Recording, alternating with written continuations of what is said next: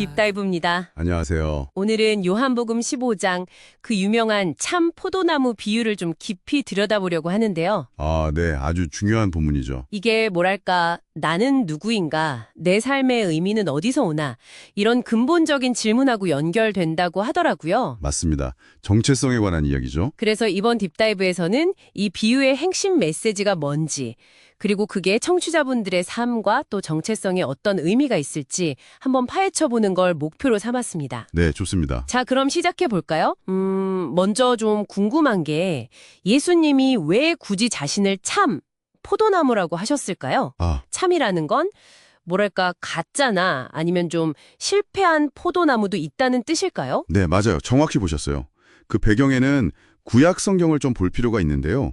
예를 들어 시편이나 예레미야 같은 곳을 보면 이스라엘 백성이 종종 포도나무로 비유되거든요. 아, 네네. 들어본 것 같아요. 근데 그게 하나님이 기대하시는 그런 좋은 열매를 맺지 못하는 좀 실패한 나무의 모습으로 그려질 때가 많아요. 아, 실패한 나무. 네, 이걸 로마서 같은 데서는 더 넓게 봐서 단순히 이스라엘만이 아니라 모든 인간이 스스로는 하나님이 원하시는 생명의 열매, 그러니까 의와 거룩 같은 것들을 맺지 못하는 상태라고 이야기하죠. 그렇군요. 그러니까 인간 스스로는 좀 가능성이 없는 그런 상태라는 전제가 있네요. 그렇죠. 바로 그 지점에서 예수님이 내가 참 포도나무다 이렇게 선언하시는 거예요. 아, 스스로는 안 되니까 이제 나를 통해서 새로운 생명, 하나님이 기뻐하시는 열매를 맺을 수 있는 길이 열렸다. 이런 선포인 거죠. 와, 그럼 되게 절망적인 상황에서 완전 희망을 주는 메시지네요. 네, 그렇습니다. 그래서 그 다음으로 나오는 중요한 개념이 바로 접붙여짐이군요. 맞습니다. 우리는 스스로 열매 맺을 수 없으니까 참 포도나무이신 예수님께 이렇게 딱 접붙여져야 한다. 이게 구원의 방식이다. 이렇게요? 네, 여기서 핵심은요. 그냥 뭐 행동 몇 개 고치고 이런 차원이 아니에요. 아, 그런 게 아니고요. 네, 존재 자체가 바뀌는 겁니다. 하나님께서 그 실패한 나무를 그냥 뭐 비료주고 물 주고 하시는 게 아니라 아예 생명의 근원인 참 포도나무 예수 그리스도에게 딱 붙여서 나무 자체를 바꿔버리시는 거죠. 와, 나무 자체를요? 네, 그러니까 일단 제대로 접붙여지기만 하면, 즉 예수님 안에 거하기만 하면 열매는 뭐 자연스럽게 따라오는 결과다 이런 관점이에요. 근데 듣다 보면 조금 걸리는 부분이 있어요. 어떤 부분이실까요? 그 요한복음 15장 2절 보면 열매를 맺지 아니하는 가지는 아버지께서 그것을 제거해 버리시고 이런 말씀이 있잖아요. 네, 그렇죠. 이게 좀 문자 그대로 보면 그럼 내가 열심히 열매를 막 맺어야 구원받는 건가? 이런 압박감, 부담감 그런 게 느껴질 수도 있거든요. 여기가 좀 헷갈릴 수 있겠어요. 네, 충분히 그렇게 생각하실 수 있어요. 그 구절만 보면 좀 무섭게 들릴 수도 있고요. 근데 바로 다음 3절에서 예수님이 제자들에게 너희는 내가 일러준 말로 이미 깨끗하여졌으니 라고 말씀하세요. 아, 이미 깨끗하다고요? 네, 그리고 4절 이하를 보면 계속 내 안에 거하라, 나도 너희 안에 거하리라 이렇게 그 관계 자체를 강조하시거든요. 관계요. 그래서 이걸 열매를 맺어야 구원받는다는 어떤 조건으로 보기보다는 이미 구원받아서 참 포도나무에 붙어 있다면 그 생명력 때문에 자연스럽게 열매를 맺게 된다. 그 증거로 봐야 한다라는 해석이 많죠. 아, 순서가 다른 거네요. 그렇죠. 열매를 맺어야 가지가 되는 게 아니라 내가 이미 가지이기 때문에 열매가 맺히는 거군요. 정확합니다. 마치 사과나무 가지에 사과가 열리는 것처럼요. 가지가 막 노력해서 사과를 만드는 게 아니잖아요. 네네. 그냥 나무에 붙어 있으면 그 생명력으로 열리는 거죠. 물론 우리 안에 옛날 습관이 있어서 자꾸 내 힘으로 뭔가를 하려고 하죠. 그게 문제지만 하긴 그렇죠. 성경은 계속 아니야, 넌 이미 참 포도나무 가지야. 이 정체성을 먼저 기억하라고 말해주는 겁니다. 내가 누구인가를 먼저 확인하는 것. 이게 핵심이네요. 맞습니다. 내가 뭘 해서 인정받는 게 아니라 내가 그리스도 안에서 누구인지 아는 것. 그게 신앙의 본질이라는 거죠. 와, 근데 이 연합이라는 게 단순히 열매만 맺는 걸로 끝나는 게 아니더라고요. 그렇죠. 더 나아가죠. 그 시고상 뒤에 보면 예수님이 우리를 더 이상 종이 아니라 친구라고 부르신다는 부분이 있잖아요. 네. 이게 참 인상 깊었어요. 네, 정말 놀라운 변화죠. 관계의 급이 달라지는 거예요. 종과 친구는 완전 다르잖아요. 그렇죠. 단순히 위에서 시키는 대로 따르는 수직적인 관계가 아니라 같은 생명, 그 포도나무 생명을 공유하면서 서로의 마음을 알고 뜻을 함께하는 그런 친밀한 친구 관계로 초대받았다는 의미거든요. 와, 마음을 아는 친구. 네, 주인이 뭘 하는지 모르는 종과 달리 친구는 주인의 마음과 계획을 알잖아요.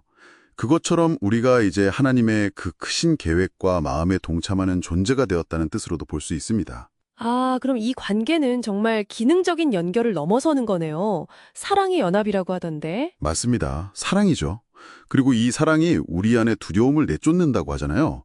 요한일서에 나오는 말씀처럼요. 네, 4장 18절 말씀이죠. 네. 그래서 혹시 신앙생활 하면서 이거 잘못하면 벌 받을 텐데 라거나 하나님이 날 어떻게 보실까 이런 불안함 때문에 뭔가를 한다면 그건 어쩌면 하나님을 좀 오해하고 있는 걸 수 있다는 거죠. 하나님을 오해한다고요? 네. 하나님께서 예수님을 우리에게 보내주신 이유가 우리를 벌하시거나 심판하시라는 게 아니라 너무 사랑하셔서 그런 거잖아요. 아, 그렇죠. 예수님 안에서 우리 죄의 대가는 이미 다 치러졌고 심판은 끝났다는 게 복음의 핵심이니까요. 심판은 끝났다. 네. 그러니까 하나님은 더 이상 막 벌 주려고 기다리시는 두려운 심판관이 아니라 우리를 자녀 삼으신 아버지시라는 거죠. 우리의 신앙은 어떤 율법적인 거래나 공포가 아니라 아버지와 자녀 사이의 그 사랑의 관계에 기반해야 한다는 점을 분명히 하고 있습니다. 두려움에 기초한 신앙은 오히려 성경이 말하는 하나님과 좀 거리가 멀 수 있다는 거예요. 자, 그럼 오늘 이야기를 쭉 한번 정리해보면요. 청취자분의 신앙적인 정체성이라는 것은 내가 얼마나 대단한 일을 했는지, 얼마나 노력을 했는지, 어떤 성과를 냈는지 여기에 달려있는 게 아니라는 거네요. 네, 그렇죠. 그보다는 내가 그냥 참포도나무이신 예수님께 접붙여진 가지라는 그 존재 자체에 근거한다는 것. 맞습니다. 그게 시작이고 전부죠. 그리고 이 연합은 어떤 두려움이나 의무감에서가 아니라 사랑 안에서 자연스럽게 삶의 열매들로 나타나게 된다는 거고요. 네. 그 열매들은 사랑, 기쁨, 화평 같은 성령의 열매들이겠죠. 아, 근데 여기서 말하는 열매나 기쁨이 꼭 세상 사람들이 말하는 성공이나 물질적인 풍요 이런 것만을 의미하는 건 아니라는 점도 중요하겠네요. 네, 아주 중요한 지적입니다. 오히려 내가 하나님의 자녀가 되었다는 그 신분, 그 사랑 안에서 영적으로 성장하고 변화하는 것, 거기서 오는 기쁨과 자부심을 더 강조하는 경향이 있죠. 하늘나라 상속자로서 누리는 그런 영적인 만족감이군요. 그렇죠. 내가 하나님의 자녀이고 하늘에 내 자리가 있다는 그 사실 자체에서 오는 기쁨과 자랑스러움, 그게 크다는 거죠. 그럼 이런 생각을 해볼 수 있겠네요. 만약에요, 청취자분 중에서 신앙생활이 기쁨보다는 뭔가 계속되는 의무감이나 부담감, 혹은 고통으로 느껴진다면요. 네. 그 이유가 어쩌면 힘든 외부 환경 탓도 있겠지만 그것보다는 오늘 우리가 나눈 이야기처럼 나는 이미 사랑받는 참 포도나무 가지라는 이 정체성 그리고 그 안에서 누릴 수 있는 자유와 기쁨, 그 사랑을 온전히 경험하지 못하고 있기 때문은 아닐까 하는 거죠. 충분히 그럴 수 있겠네요. 청취자분께서 오늘 잠시 멈춰서 내가 그냥 종교적인 의무를 다하는 존재가 아니라 정말 사랑받는 가지로서 그 생명나무에 깊이 연결되어 있다는 사실을 새롭게 한번 인식해 보신다면 어떨까요? 네. 그럴 때 내 일상과 마음에 어떤 작은 변화들이 시작될 수 있을지 한번 곱씹어 보는 것.